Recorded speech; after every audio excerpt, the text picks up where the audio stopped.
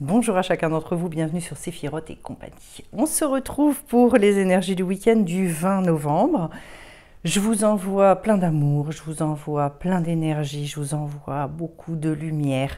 Et j'ai envie de vous dire d'amour pour vous. Voilà, d'amour, l'amour, moi, toujours au sens hébraïque, c'est quoi? C'est réussir à faire un avec soi. Alors, c'est un petit peu orienté en fait, je vous cache pas. Pourquoi? Parce que vu le tirage que j'ai eu, il y a entre autres ce thème-là, mais pas que. J'ai pris donc 3 cartes de l'oracle de Dylan Collins, Les chemins de l'éveil. Ensuite, 3 cartes de lumière et 3 cartes de l'oracle des sages. Voilà, un petit mix. Et puis à la fin, on aura la surprise avec l'oracle d'Amaham. Alors on y va, et on commence par cette magnifique carte de la résilience, un mot qui a été beaucoup utilisé, beaucoup... bon, je ne sais même pas en fait sur ces thèmes qui sont des thèmes qui sont beaucoup comment, sur lesquels on s'exprime énormément. Je ne sais pas ce que chacun en retient, moi je vais vous le définir tel que je le conçois. La résilience, je vais le reprendre au niveau de son étymologie. Quand vous résiliez quelque chose, ça veut dire que vous avez signé à un moment donné, vous vous êtes engagé contractuellement pour telle ou telle chose, et à un moment donné vous résiliez, vous dites c'est bon, je coupe les liens, c'est fini, donc ce contrat en question, je le paye plus, donc j'ai plus les services qui vont avec. Alors résilier pour moi c'est quoi? C'est ce moment assez jouissif dans la vie où, par rapport à des contrats qu'on a pu passer, et notamment avec soi, mais pas que, eh bien, on résilie. C'est-à-dire qu'on dit peut-être pendant un temps, j'ai eu besoin de croire à ça, j'ai eu besoin de fonctionner de cette manière, voilà. Ce sont des contrats, la plupart du temps, tacites, comment... C'est-à-dire, ce sont des choses pour lesquelles on n'est pas forcément conscient. Et puis à un moment donné, on se rend compte qu'en fait, on paye pour rien. Je ne sais pas si cette expression va parler à certains. Voilà, je suis en train de payer pour rien du tout.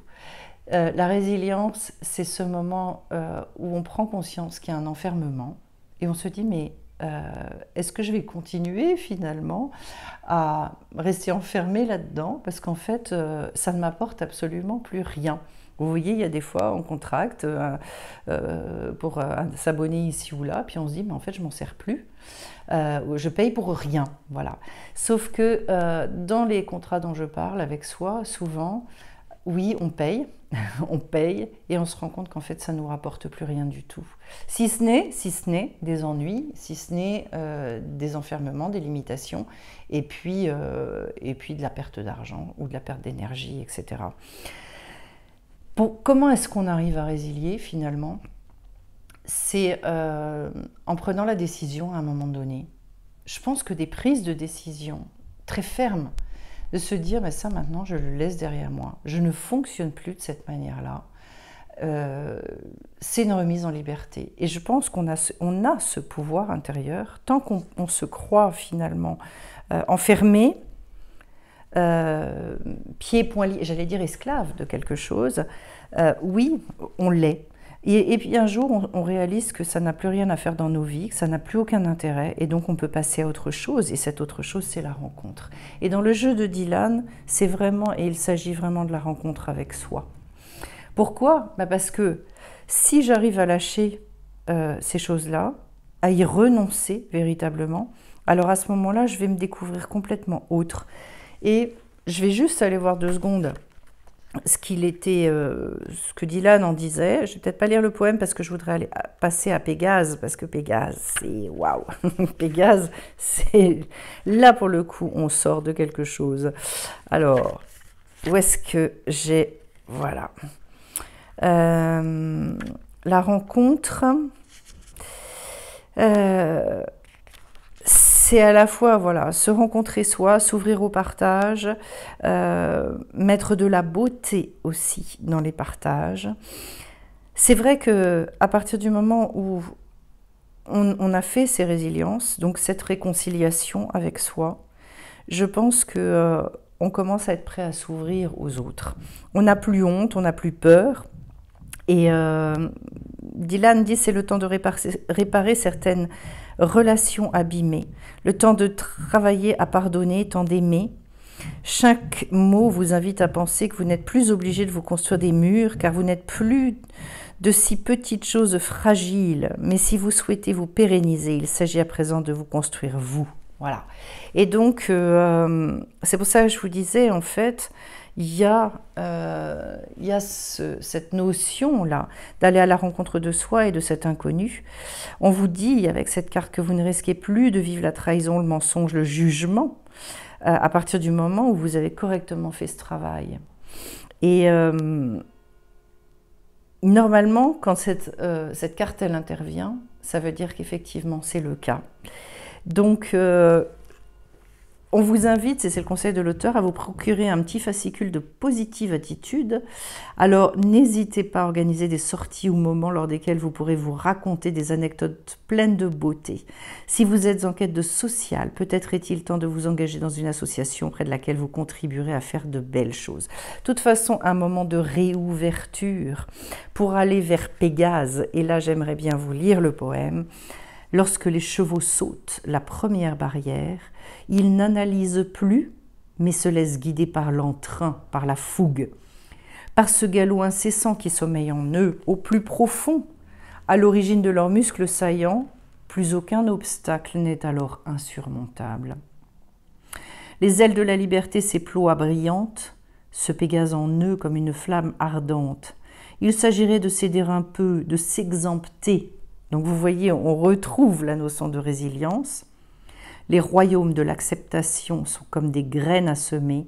Je suis celui auquel je crois, l'essentiel étant de croire en moi, croire en soi. C'est là, enfin pour moi le thème, c'est le fait d'arrêter d'être son pire ennemi, mais de devenir son allié. Et donc d'apprendre ce que moi j'appelle à faire un avec soi.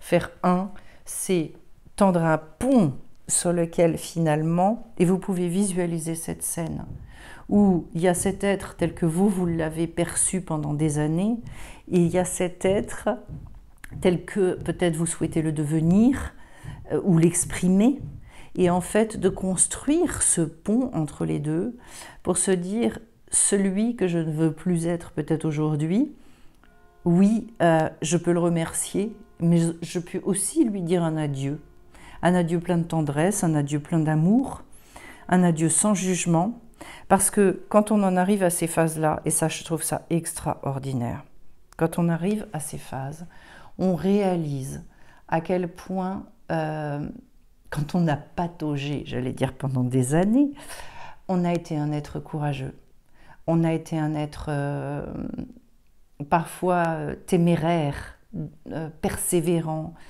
un chercheur infatigable. On a tenté plein de choses, on a chuté, on s'est relevé je ne sais combien de fois. On ne peut avoir qu'admiration et respect pour cet être-là. Et c'est pour ça que dans la tradition hébraïque, il est dit que celui qui a chuté est beaucoup plus grand que celui qui n'a jamais chuté.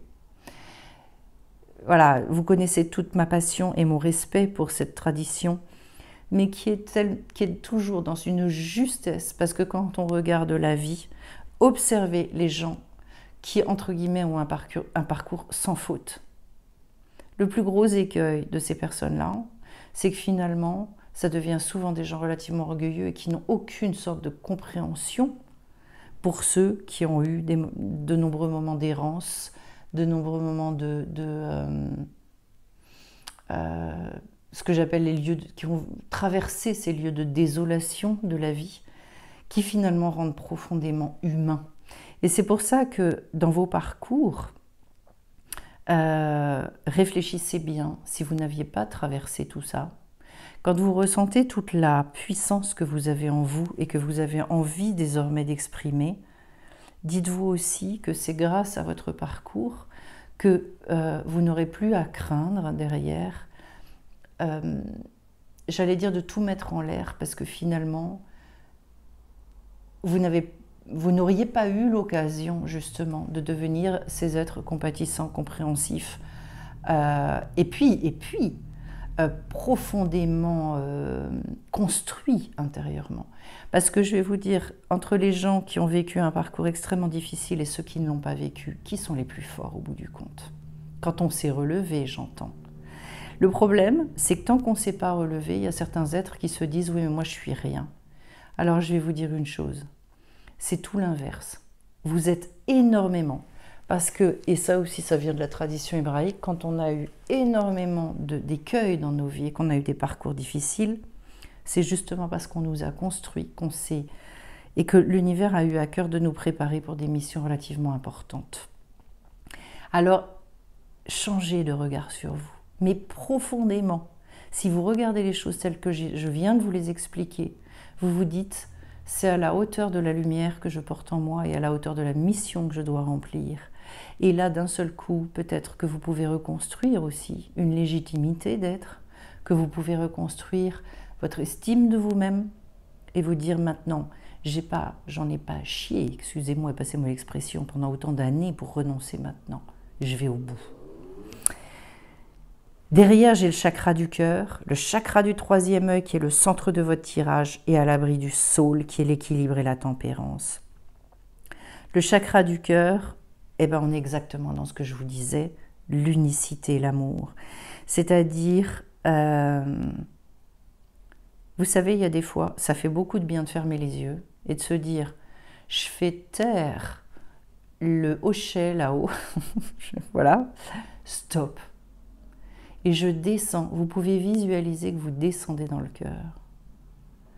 Et regardez qui vous êtes un peu. Vous allez découvrir quelqu'un, mais je vous assure si vous faites ça, c'est très rapide. Il y a pas parce que de toute façon, c'est pas l'intellect que j'appelle ici. C'est-à-dire finalement, je fais taire le petit juge là. Et je descends dans le cœur. Mais vous allez découvrir un monde, mais un monde. Et vous allez vous dire, waouh, mais qui c'est cette personne-là? Et ça, c'est une chose que vous pouvez faire de manière récurrente. Et vous allez voir qu'en fait, vous êtes planté sur vous. Hein. Ça, après le cœur, on remonte au chakra du troisième œil et à l'intuition. Quand on arrive à se fiche la paix, quand on arrive à être son meilleur allié, mais vous allez voir, il y a plein de gens d'ailleurs, et notamment parmi les indigos, il y a plein de personnes. Pourquoi est-ce qu'on les appelle les indigos? C'est parce que justement, ils vibrent sur cette fréquence, la fréquence de la couleur, voilà, qui est une fréquence très élevée, une fréquence spirituelle. C'est pour ça que dans la Torah, le peuple indigo, le Am Segula, il est noté, il existe. Donc, vous tous qui savez et qui avez identifié que vous êtes indigo, sachez que vous avez une mission tout à fait particulière à remplir sur cette terre. On a besoin de vous. Et beaucoup d'entre les indigos ont des perceptions extrasensorielles, mais comme l'intellect est trop puissant, en fait, ils empêchent, c'est complètement inconscient, mais ils empêchent je dirais, cette appréhension extrêmement rapide du monde, avec ces révélations, ces espèces de fulgurances. En fait, ils ne les écoutent pas, ils ne les voient pas, parce que, quelque part, ils se sont mis des barrières et des blocages par rapport à ça. Et c'est quelque chose de relativement facile à réouvrir, sincèrement.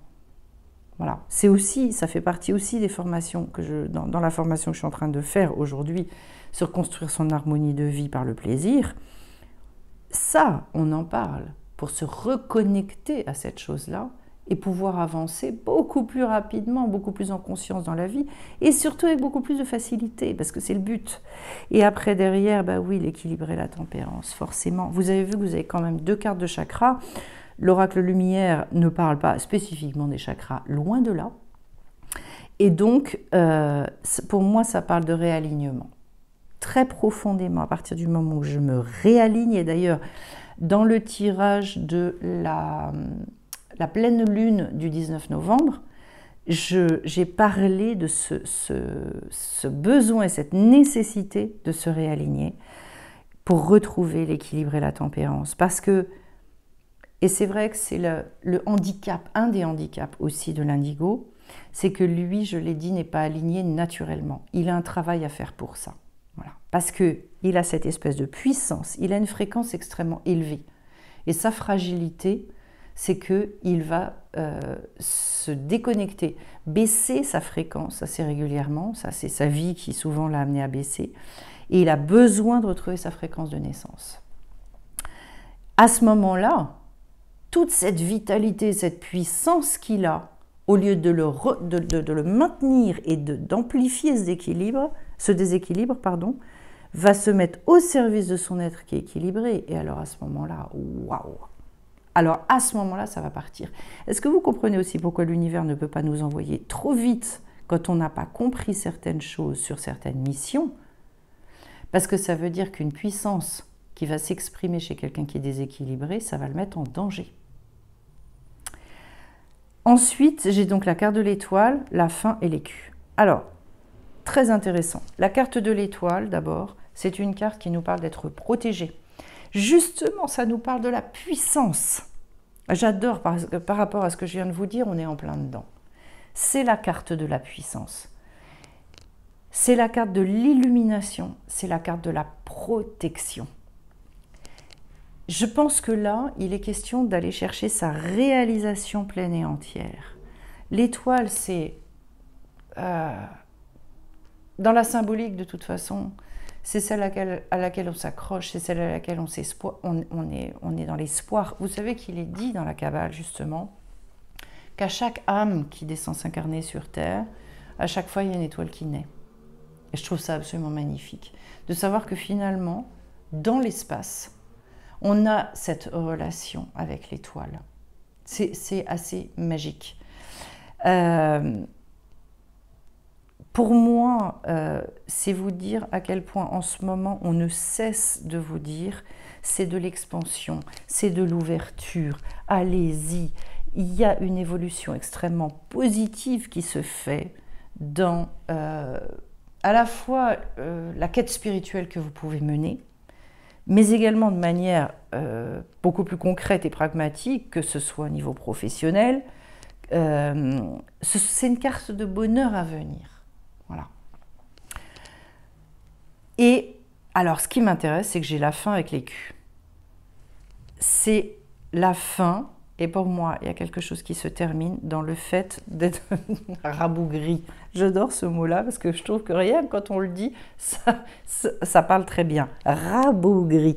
L'écu, c'est normalement le signe de quelque chose qui est resserré, c'est trop petit, on trouve un job, mais c'est un petit job, enfin tout est petit, voilà. La fin de quelque chose qui est trop, où vous ne voyez pas assez grand. Vous diminuez. Et le jour où on s'envole à l'image de ce Pégase, le jour où on s'est compté aussi avec l'univers, ce jour-là, c'est la fin de cette vision mesquine et petite de notre existence, de nous-mêmes, etc., etc. Pour moi, là, il y a... Waouh! J'espère que je vous transmets bien ce que je ressens, parce que ce que je ressens, c'est que c'est là, les choses, elles sont présentes, et vous avez la possibilité cette fois-ci de dépasser, sur ce week-end, essayer de réfléchir à cette chose-là, et pour moi, descendez dans votre cœur. Descendez dans votre cœur, attendez cette illumination, attendez-vous à vivre et à comprendre quelque chose de profond. Vous savez, ce n'est pas une compréhension intellectuelle. Moi, tant que j'ai compris des choses dans ma tête, ça me laissait soit en colère, soit triste, etc. Je trouvais ça fabuleux dans ma tête, mais je me disais, et ta vie, comment elle se transforme par rapport à ça? Et j'ai demandé à recevoir des compréhensions intimes, c'est-à-dire j'ai voulu que ça descende dans le cœur. Et bien ça, c'est un exercice que vous pouvez faire régulièrement, parce que quand vous avez compris quelque chose que vous trouvez intelligent, dites-vous maintenant, je veux que ça descende dans le cœur. Alors, avec l'oracle d'Amaham, eh bien regardez ce que j'ai. J'ai le bonheur accessible. Le bonheur accessible, ça mérite une fête quand même. Là, je pense que sur ce week-end, vous pouvez y aller, vous pouvez vous lâcher. Alors, j'ai pris le petit livret pour regarder un petit peu ce qui nous est dit. Tac, tac, on y va. Période heureuse, nouveau départ, amour inconditionnel. Il faut que je refasse un tirage d'ailleurs avec cet oracle que je vous ai présenté sur un des mardis soirs, parce que pour moi, l'amour inconditionnel, aussi galvaudé et gnangnan que puisse être cette notion, c'est une notion fondamentale. L'amour inconditionnel. Si on arrivait à ça avec nous, mais la vie est belle, hein. Période riche de transmutation où la métamorphose fleurit du renouveau apparaît. Accompagné de son gardien, Dame Miwen, vous enseignez à jouir de l'instant présent, ressentant cette connexion divine qui nous entoure. Rien n'est figé, chaque épreuve est une opportunité d'évolution face au cycle de la vie. Elle apparaît pour vous rappeler que tout fait sens. Ainsi, Dame Miwen vous invite aujourd'hui à vous laisser porter par le flux de la vie. Elle vous accompagne sur la voie des nouvelles alliances. On avait la carte des rencontres. Cette fée vous donne accès aux notions de plaisir, de sens et d'engagement. Elle met l'accent sur la magie sacrée des échanges authentiques. Faites confiance à la vie, qu'il s'agisse d'une relation ou bien d'un projet. Voici venue l'heure de combler vos aspirations et de permettre leur concrétisation. Nourrissez-vous de cette énergie d'amour. Vous devez apprendre à lâcher prise et baisser vos armes. Dame Miwen vous rappelle qu'il est inutile de forcer l'arrivée du bonheur, mais qu'il faut savoir faire de la place dans votre vie pour l'éclosion de celui-ci. Ah oui, il y a des contrats, hein, les résiliences. Par cette lame s'ouvre le chemin du bonheur. Il est temps de réaliser qu'il est à votre portée et qu'il ne tient qu'à vous de le saisir. Romain Gary, je ne sais pas si vous connaissez un petit peu sa vie, mais ça n'a pas été que simple, écrit « Je sais que la vie vaut la peine d'être vécue, que le bonheur est accessible, qu'il suffit simplement de trouver sa vocation profonde et de se donner à ce qu'on aime, un abandon total de soi. » Et de se donner à ce qu'on aime avec un abandon total de soi. Ça peut devenir un mantra. Je le redis, je sais que la vie vaut la peine d'être vécue, que le bonheur est accessible, qu'il suffit simplement de trouver sa vocation profonde et de se donner à ce qu'on aime avec un abandon total de soi. On vous ouvre les portes comme ça. Je peux pas, vous avez pu voir mes mains si j'ouvre trop les bras. Mais là, l'univers vous appelle et vous dit « cours dans mes bras ». Cours dans mes bras. C'est un magnifique tirage. Et je vous dirais, laissez-vous bercer par ces énergies. Laissez-vous bercer. Il y a des fois, c'est pas je le redis, c'est pas dans la tête que vous allez imprimer le message. C'est dans vos tripes. Je vous souhaite plein de belles choses et un magnifique week-end. À très vite. Bye bye.